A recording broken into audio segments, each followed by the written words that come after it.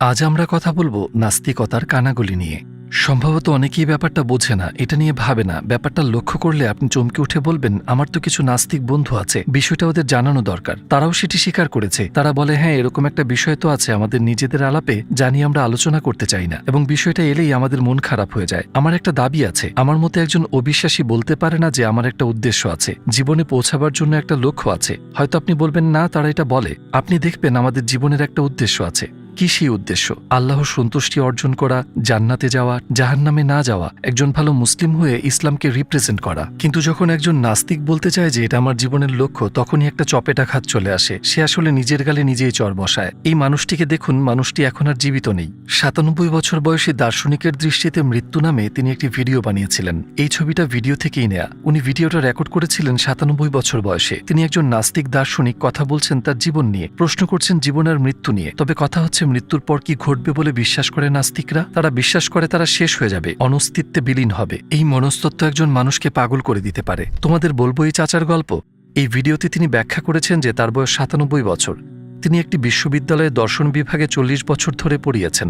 তিনি বলেন, আমি মৃত্যু বিষয়ে ২০ বছর আগে একটি বইতে লিখেছিলাম, মৃত্যু নিয়ে ভয় পাওয়ার কিছু নেই। কেন আপনি ভয় পাচ্ছেন? আপনি মরে গেলে শেষ হয়ে যাবেন। এবং আমি মোটেই ভীত ছিলাম না, আমি ছিলাম সাহসী। কিন্তু এখন আমি মৃত্যুর দ্বার প্রান্তে। এখন দেখা যাচ্ছে ২০ বছর আগে আমি যা বলেছিলাম ব্যাপারটা মোটেই তেমন নয়। আরও বলেন, আমার স্ত্রী গত হয়েছেন ৭ বছর আগে। আমরা একসঙ্গে ছিলাম ৭০ বছর। ভাই, তারা একই বাড়িতে ৭০ বছর বাস করেছেন। তার স্ত্রী কোথায় গেছেন বলে তিনি বিশ্বাস করেন? অনস্তিত্বে। এখন আর তার অস্তিত্বই নেই। তিনি ভাবেন তার স্ত্রীর সাথে আর তার কখনোই দেখা হবে না।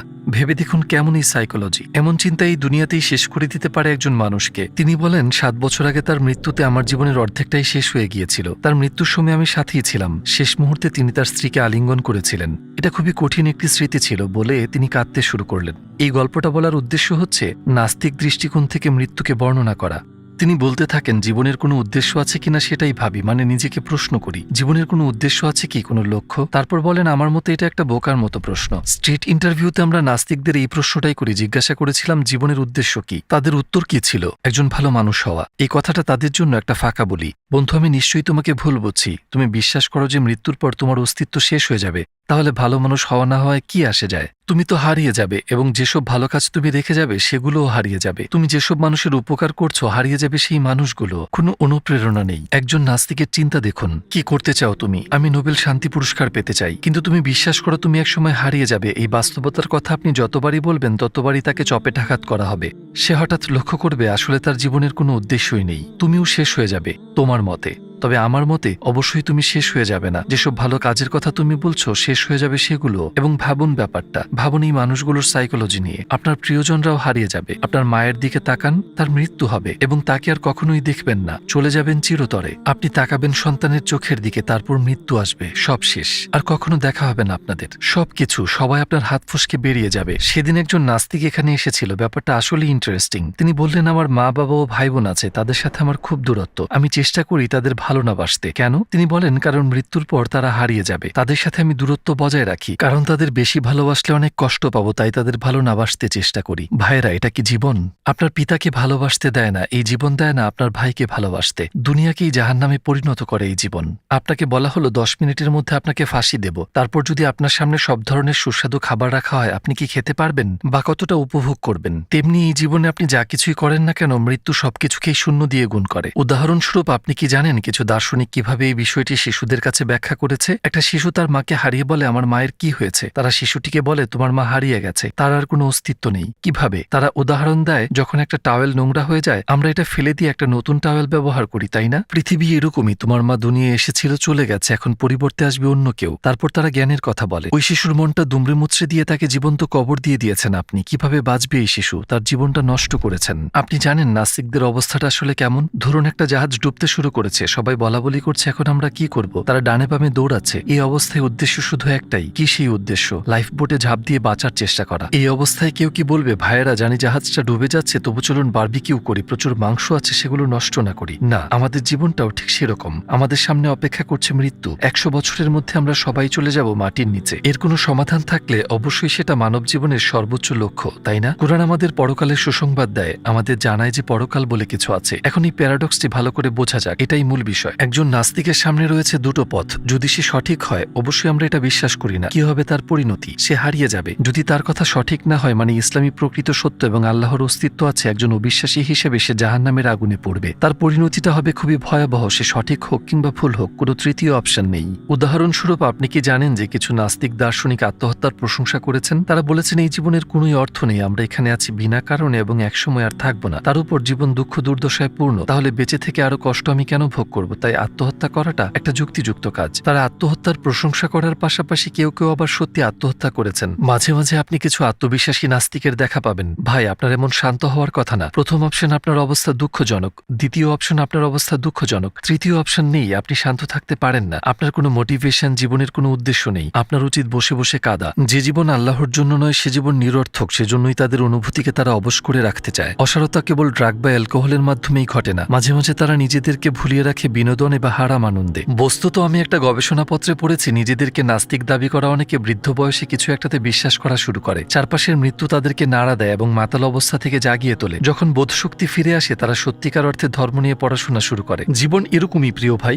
আপনি একটি ফেরারি গাড়ি কিনলেন, বসফরাসের সমুদ্রের কাছে একটা চমৎকার বাড়ি কিনলেন, নতুন ফোন কিনলেন, লেটেস্ট মডেলের আইফোন ইত্যাদি, কিন্তু মৃত্যু এসে বলে কাছে এসো, তোমার সব অর্জনকে এবার শূন্য দিয়ে গুণ করা যাক। এখন সবকিছুর ফলাফল শূন্য। শুধু যে নাস্তিকদের ক্ষেত্রে এমন হয় তা নয়, এমনটা হতে পারে মুসলিমদের ক্ষেত্রেও, যদি তারা আল্লাহর সন্তুষ্টি অর্জনের জন্য জীবনযাপন না করে, অর্থাৎ আল্লাহ, কোরআন, নামাজ, রোজা এসবের দিকে মনোযোগ না দিয়ে পাপে ডুবে থাকে। মৃত্যু এসে বলবে শূন্য দিয়ে গুণ সমান শূন্য।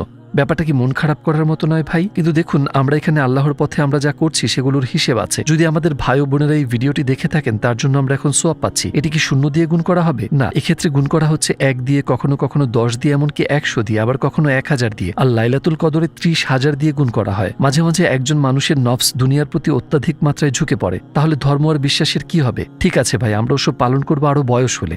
যখনই আপনি বলবেন একটু আমোদ ফুর্তি করে নিই, এদিক সেদিক ঘুরে নিই, যৌবনটা উপভোগ করি, মেয়েদের সাথে সময় কাটাই, অ্যালকোহল পান করি, আপনার এই সময়কে গুণ করা হচ্ছে শূন্য দিয়ে, ভুলে যাবেন না। এখন আমরা এরকম কিছু করব। মনে করুন আমাদের সবার হাতে একটা করে কাগজ ধরিয়ে দেওয়া হয়েছে আর আমি এখানে এসেছি আপনার স্কুলের প্রিন্সিপাল হয়ে। আমি বলছি আমি তোমাদের একটা টেস্ট দেব, টেস্টটা হবে সহজ, শেষে যদি তুমি টেস্টে পাশ করো তাহলে বাকি জীবনে তুমি যা চাও তাই তোমাকে সাথে সাথে দেওয়া হবে। তুমি কি চাও? আমি একটা ফেরারি চাই। এই নাও, তুমি যা চাও তাই তোমাকে দেওয়া হবে, কিন্তু তুমি পাশ না করলে সাজা পেতে হবে, আমরা তোমাকে কষ্ট দেব। আমার এই কথায় আপনি হয়তো খানিকটা আতঙ্কিত হয়েছেন, কিন্তু আসল ব্যাপার হচ্ছে এটা খুবই সহজ একটা টেস্ট। পরীক্ষা চলাকালে পরিদর্শকরা টহল দেবেন, আপনি যে কোনো প্রশ্ন করতে পারেন এবং তার উত্তরও পেতে পারেন। তারা উত্তর জানেন, উত্তর আপনাকে বলা হবে, নকলও করা যাবে। আপনি আপনার মোবাইল ফোন ব্যবহার করতে পারেন, আপনি আপনার সামনে বই রাখতে পারেন। শুধু একটা ব্যাপার মাথায় রাখতে হবে, টেস্ট চলাকালে টেবিলের উপর কিছু খেলনা রাখা হবে, বাচ্চাদের খেলনা, এবং উত্তর দিতে দেরি করা যাবে না, তাড়াতাড়ি শুরু করতে হবে, কারণ তারা যে কোনো সময় আপনার কাছ থেকে উত্তরপত্র নিয়ে নিতে পারেন। সময় পর্যাপ্ত, কিন্তু আপনাকে সময়ের কথা স্মরণ করিয়ে দেওয়া হবে যাতে ওইসব খেলনার কারণে আপনার মনোযোগে ব্যাঘাত না ঘটে। আপনি এখনই টেস্টটা দিতে চান, ঠিক?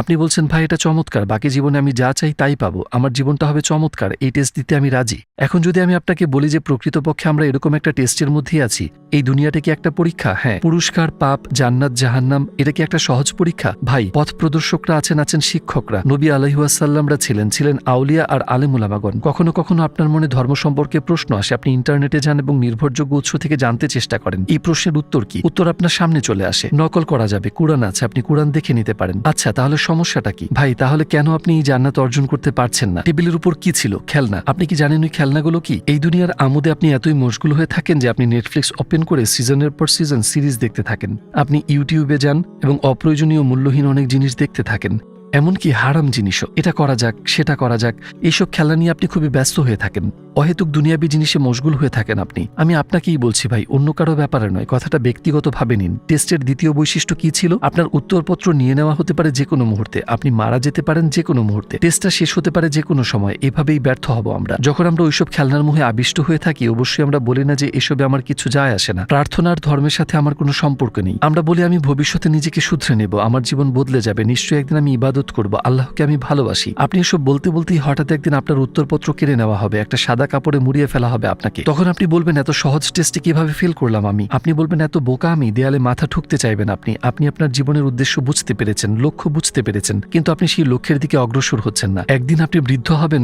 এবং মরে যাবেন, মানুষ আপনাকে কবরে রেখে আসবে। 20-30 বছর পার হলে কেউ আর আপনার কবরও দেখতে যাবে না, কেউই আর মনে রাখবে না আপনাকে। তাহলে মানব জীবনের মূল্য কোথায় ভাই? মূল্য আছে আল্লাহর কাছে, আমরা আল্লাহর কাছে মূল্যবান, কিন্তু যদি আপনি আল্লাহকে মূল্য না দেন তাহলে আপনার বয়স 80 হয়ে গেলেও পেছনে ফিরে দেখবেন আপনি একটি নিরর্থক জীবনযাপন করেছেন, এমন একটা জীবন কেন যাপন করেছে আমি, এখন আর কোনো সান্ত্বনা নেই। হয় আপনি এরকম চিন্তা বয়ে বেড়াবেন, না হয় আপনার এমন একটি জীবন হবে যা শেষে পৌঁছে আপনি বলবেন আলহামদুলিল্লাহ, আমি তো বৃদ্ধ হতামই, আল্লাহর রাস্তায় হেঁটে এই বয়সে পৌঁছেছি আমি, আলহামদুলিল্লাহ, আমি পরিপূর্ণভাবে আমার জীবনটা যাপন করেছি, জীবনের অর্থের সাথে সঙ্গতি রেখে জীবন যাপন করেছি আমি। মৃত্যুর পর দেখা হবে আমার রবের সাথে, পরকালে আছে জান্নাতের প্রতিশ্রুতি, ইনশাআল্লাহ আমি যাব জান্নাতে, আমার প্রকৃত স্বদেশে। দেখুন ভাইয়েরা, এটাই সমাপ্তি। যে ছবিটা আপনারা দেখছেন মন দিয়ে দেখুন, আমাদের সবার বেলায় এরকম দৃশ্যের অবতারণা ঘটবে। হয়তো এটা আপনি ব্যক্তিগতভাবে নিতে পারছেন না, কিন্তু নিন, এক লোক হাতে একটা শাবল ধরে আছে আর আপনি শুয়ে আছেন কবরে। এই হলের প্রত্যেককেই এরকম অভিজ্ঞতার সম্মুখীন হতে হবে। চলুন একটু কল্পনা করি। ভাই, আমরা কি আজ আপনাকে কবরে শায়িত করব?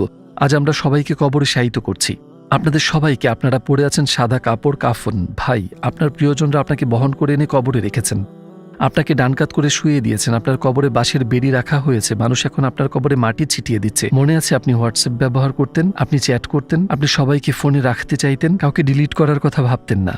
আপনার ফোনে স্টোরেজ রাখাই কষ্টকর হয়ে উঠেছিল। আর এখন ওই ফোন আর আপনার নয়, আপনার হোয়াটসঅ্যাপ অ্যাকাউন্টও আর আপনার নয়।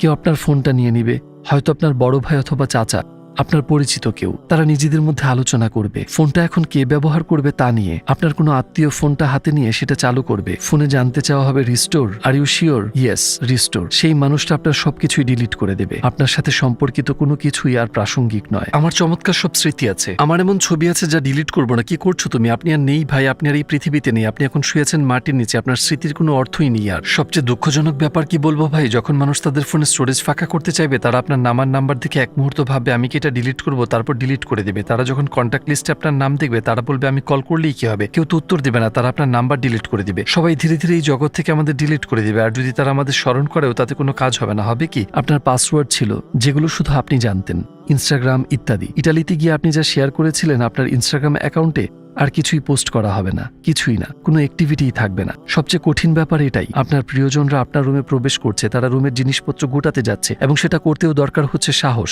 তারা আপনার রুমে প্রবেশ করে দরজা খোলে, একটা কফি কাপ আছে যেটা ছিল আপনার বহু নিঃসঙ্গ রাতের সঙ্গী, তারা কাপটা তুলে নিয়ে ব্যাগে ভরে। আপনার খুবই পছন্দের একজোড়া জুতা আছে যা আপনি পরতেন শুধু বিশেষ দিনগুলোতে, দ্রুত সেগুলো তারা ব্যাগে ভরে। আপনার একটা জ্যাকেট আছে যেটা এখন উষ্ণতা দেবে অন্য একজন মানুষকে। আপনার যা কিছু ছিল তার সবকিছুই দিয়ে দেওয়া হবে অন্যদেরকে। এ কেমন পৃথিবী ভাই?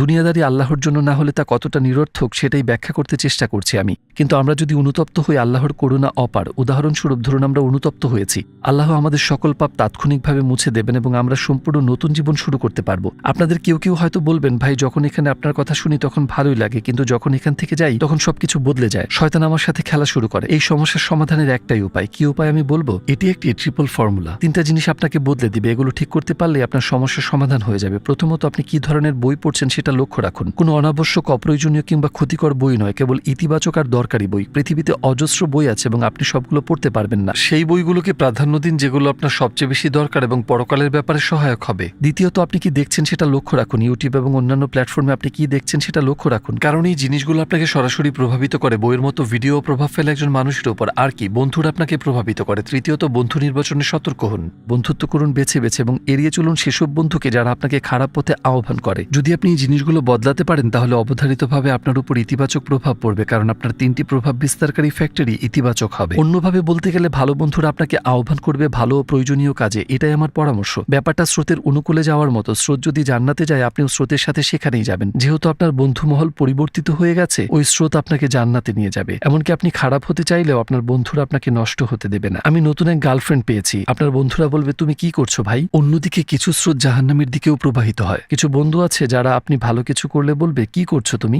অথবা যখন আপনি কোনো পাপকর্ম করবেন তখন বলবে তোমার আগের অবস্থাটা কি ছিল, তোমার কোনো গার্লফ্রেন্ডই ছিল না, তুমি তো পুরুষই ছিলে না। এরকম বন্ধুরা ওই স্রোতের সাথে পূর্ণ গতিতে জাহান্নামে যাবে। এরকম খারাপ বন্ধুদের সাথে থাকলে আপনি নিজেকে রক্ষা করতে পারবেন না। সবশেষে আসুন একটা হাদিস পড়ে এই ভিডিও শেষ করি। আপনাদের সম্পর্কে নবী সাল্লাল্লাহু আলাইহি ওয়াসাল্লামের একটা হাদিস আছে, আপনারা কি জানেন? ভাই ও বোনেরা যারা এই ভিডিওটি দেখছেন, হাদিসটি আপনাদের সম্পর্কে। হ্যাঁ, হাদিসটি আপনাদের সম্পর্কেই। নবী সাল্লাল্লাহু আলাইহি ওয়াসাল্লাম বলেছেন, যদি আমি শুধু দেখতে পেতাম আমার ভাইয়েরা ঝর্ণার দিকে এগিয়ে আসছে, যদি আমি তাদেরকে জান্নাতে প্রবেশের আগে সুমিষ্ট শরবতের পাত্র হাতে অভ্যর্থনা জানাতে পারতাম, যদি আমি তাদেরকে আমার কাউসার ঝর্ণা থেকে পান করাতে পারতাম। সাহাবীরা বললেন, হে আল্লাহর রাসূল, আমরা কি আপনার ভাই নই? তিনি উত্তর দিলেন, তোমরা আমার সঙ্গী। আমার ভাই তারাই যারা আমাকে না দেখিয়ে আমাকে বিশ্বাস করেছে। নিশ্চয়ই আমি আমার রবের কাছে প্রার্থনা করেছি আমি যেন সেখানে দেখতে পাই তোমাদের আর তাদেরকে যারা আমাকে না দেখিয়ে বিশ্বাস করে। আল্লাহু আকবার।